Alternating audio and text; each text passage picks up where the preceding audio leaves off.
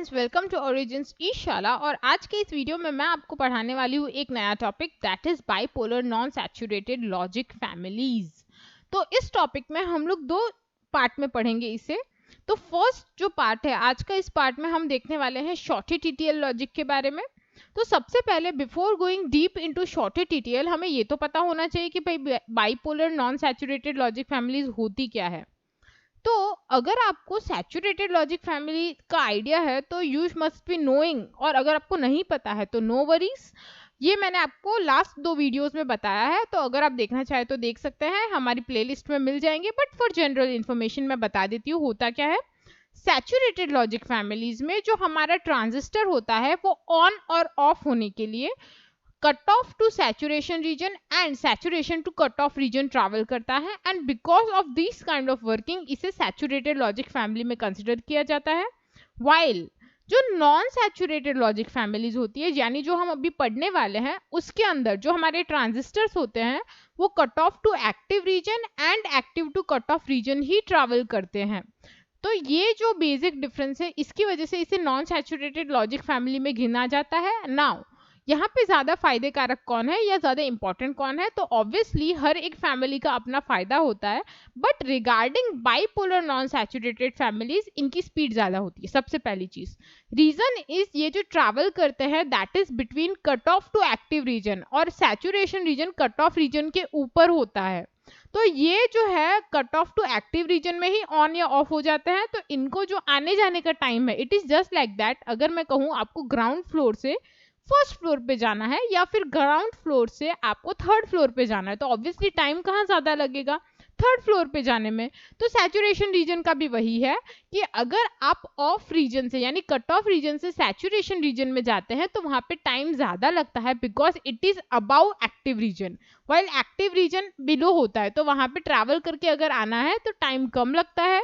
Because of that saturated regions जो होते हैं, जो हमारे ट्रांजिस्टर्स होते हैं, उसमें टाइम कंजप्शन ज्यादा होता है सैचुरेटेड लॉजिक फैमिली में, और नॉन सैचुरेटेड में टाइम कंजप्शन कम होता है, यानी इनकी स्पीड ज्यादा होती है। अब यहाँ पे हम कौन सी दो कैटेगरीज डिस्कस करेंगे इसके अंदर।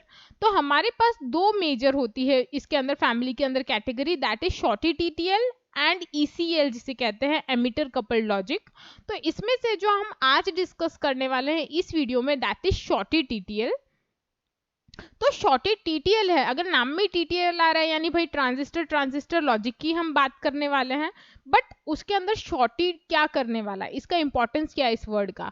तो यहाँ पे सबसे पहले तो हमारे, जैसे मैंने कहा कि स्टैंडर्ड जो टीटीएल सर्किट होती है वहां पे टाइम कंजप्शन ज्यादा होता है, क्योंकि वहां पे टर्न ऑफ टाइम यानी बंद होने का टाइम ज्यादा होता है, बिकॉज उसे सैचुरेशन से कट ऑफ में आना है।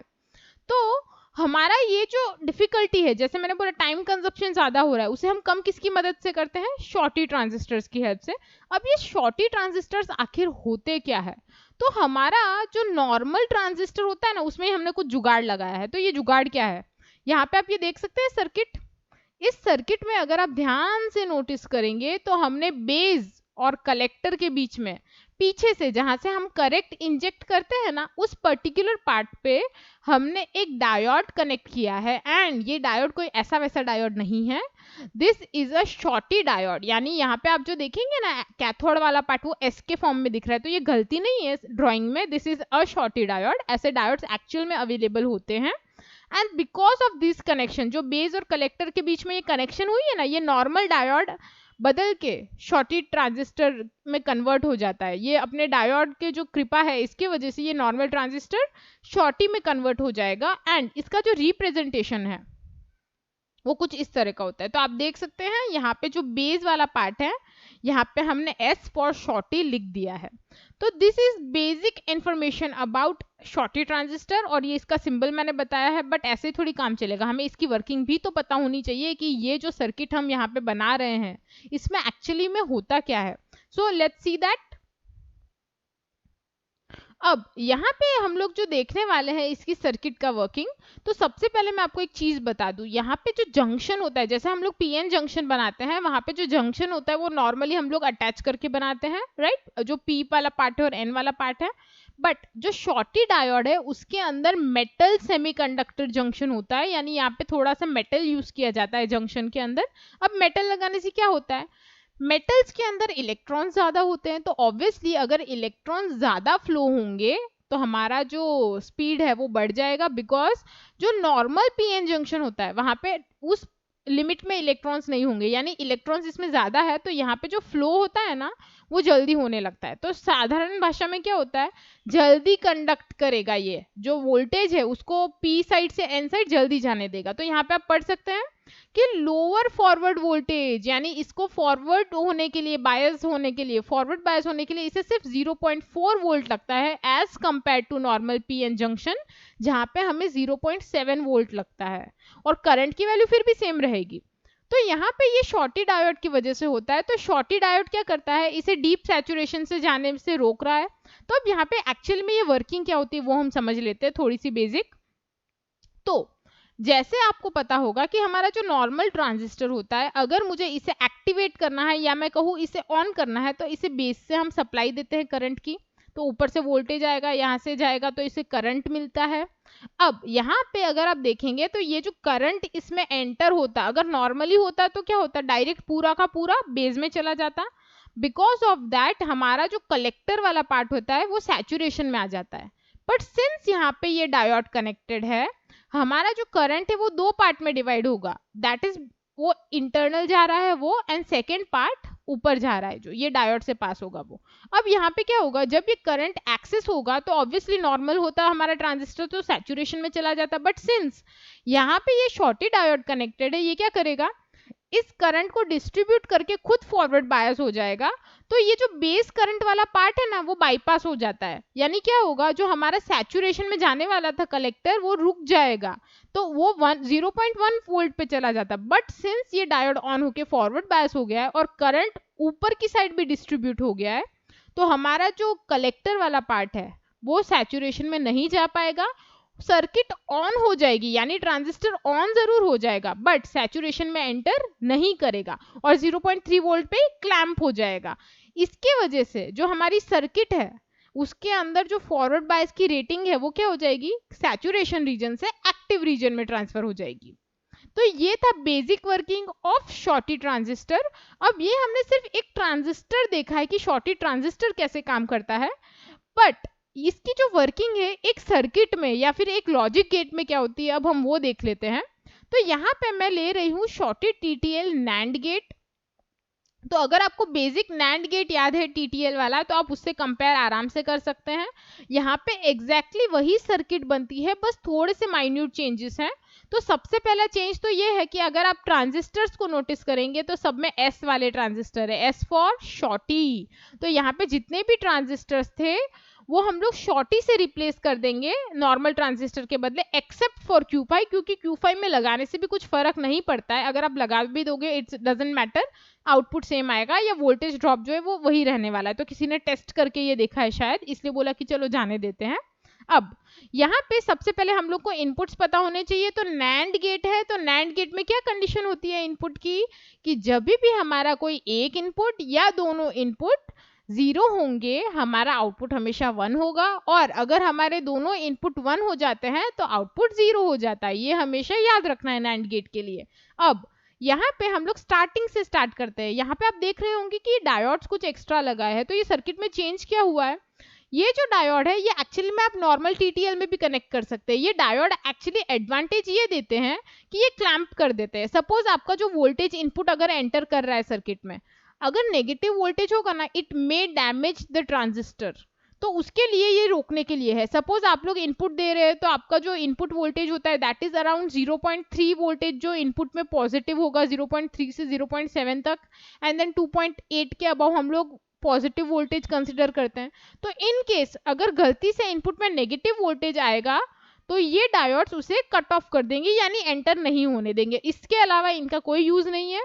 अब हमारा जो वर्किंग है, जैसे मैंने कहा नॉर्मल टीटीएल जैसा ही होता है, तो यहाँ पे वही होगा।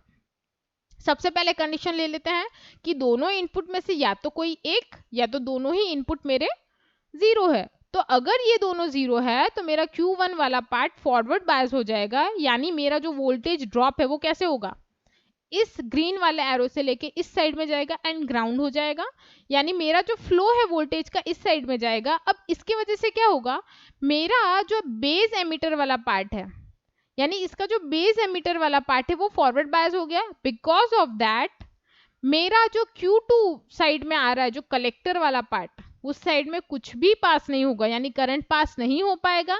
एंड बिकॉज ऑफ दैट मेरा Q2 ट्रांजिस्टर ऑफ रहेगा। अब Q2 के अगर आप ध्यान से देखेंगे Q2 के कनेक्शंस को, तो Q2 के अंदर जो मेरा वोल्टेज ड्रॉप नहीं होने वाला है, उसकी वजह से क्या होगा, इसका एमिटर वाला पार्ट ट्रांजिस्टर Q6 में भी जा रहा है, वहीं से ये ट्रांजिस्टर Q4 में भी जा रहा है। तो अगर Q2 ऑफ हो जाएगा ना, तो इन लोगों को भी पावर नहीं मिलेगी। It is just like that, एक को रिश्वत नहीं मिली तो बाकियों को भी नहीं मिलती है। तो ये दोनों भी बेचारे ऑफ हो जाएंगे। तो इन लोगों को मैं रेड आउटलाइनिंग से बता रही हूँ, दैट इज कि ये दोनों ऑफ है। तो यहाँ पे ये 3 ट्रांजिस्टर्स ऑफ हो गए हैं। अब इसकी वजह से क्या होगा, कहीं तो जाएगा ना ये वोल्टेज ट्रैवल होके। तो ये जो VCC वाला वोल्टेज है ना, वो R2 से पास होके Q3 के बेस में जाने वाला है। तो Q3 ऑन हो जाएगा यहाँ पे, क्योंकि Q3 को सफिशिएंट सप्लाई मिल रही है। तो Q3 ऑन हो जाएगा। ये देखिए यहाँ से हमारा वोल्टेज ट्रैवल करते करते जाएगा और यहाँ पे हमें करंट प्रोवाइड हो जाएगा। तो Q3 ऑन होगा। अब Q3 अगर ऑन हुआ है तो इसका जो पार्टनर है, यानी इसके जो एमिटर से सप्लाई ले रहा है Q5, वो भी तो ऑन हो जाएगा। तो Q5 भी ऑन हो जाएगा। अब ये दोनों ट्रांजिस्टर अगर ऑन हुए हैं तो इसकी वजह से क्या होगा, ये जो हमारा ऊपर वाला वोल्टेज है VCC, देखिए इसे क्लोज पाथ मिल गया है। तो यहाँ पे ये जो क्लोज पाथ है ना, ये डायरेक्टली हमारा वोल्टेज आउटपुट में दे देगा, यानी हमें हाई वोल्टेज मिलेगा आउटपुट में। तो साधारण भाषा में हमारा output Y is equal to 1 हो जाएगा। यानी नैंड गेट का जो हमारा लॉजिक टेबल है वो सामने आ जाता है कि if A is equal to 0, B is equal to 0, Y is equal to 1। तो यहाँ पे इस तरह से हमारा आउटपुट 1 रहता है। अब 3 कंडीशन से जहाँ पे आउटपुट 1 होगा, पर एक कंडीशन ऐसी है जहाँ पे हमारा आउटपुट 0 होता है। दैट इज जब हमारे दोनों इनपुट 1 हो जाएंगे। तो यहाँ पे सबसे पहले क्या होगा, अगर ये दोनों इनपुट 1 हो गए तो हमारा जो ये फ्लो हो रहा था वोल्टेज का, देखिए ये गायब हो गया यार, बिकॉज यहाँ पे फ्लो रुक जाएगा, क्योंकि यहाँ पे ये जो ट्रैवल हो रहा था वोल्टेज वो फॉरवर्ड बायस की वजह से हो रहा था। पर यहाँ पे क्या होगा, जब हम इसे 1 देंगे ना, तो ये जो डायोड वाला पार्ट, इधर वाला जो बेस एमिटर वाला पार्ट था, वो रिवर्स बायस हो जाएगा। तो यहाँ पे अब कोई वोल्टेज ड्रॉप नहीं हो पाएगा बिकॉज ऑफ दैट, क्योंकि वोल्टेज यहाँ पे नहीं जा रहा है तो वो कहाँ ट्रैवल करेगा, ये Q2 में ट्रैवल करना चालू करेगा। अब क्या होगा, ये जो वोल्टेज Q2 में ट्रैवल करेगा तो हमारा Q2 ऑन हो जाएगा। तो आप देख सकते हैं यहाँ पे ग्रीन हो चुका है हमारा Q2। अब हम लोग जैसे डिस्कस करते हैं, इसके अटैचमेंट वाले जो फ्रेंड्स है इसके Q2 ट्रांजिस्टर के फ्रेंड्स, यानी Q4 और Q6, ये भी तो ऑन होंगे बिकॉज यहाँ से सप्लाई मिलेगी इन्हें। इसके एमिटर वाले पार्ट से इनके बेस में जा रहे हैं ना, यहाँ पे इन्हें सप्लाई मिलेगी। तो सबसे पहले Q6 ऑन हो जाएगा एंड Q4 भी ऑन हो जाएगा। तो ये दोनों ट्रांजिस्टर्स ऑन हो गए, पर सारे के सारे ऑन हो जाएंगे ऐसा तो हो नहीं सकता। तो यहाँ पे ऑफ कौन हो रहा है, जो हमारे पहले ऑन हुए थे ना ट्रांजिस्टर्स Q3 और Q5, ये ऑफ हो जाएंगे।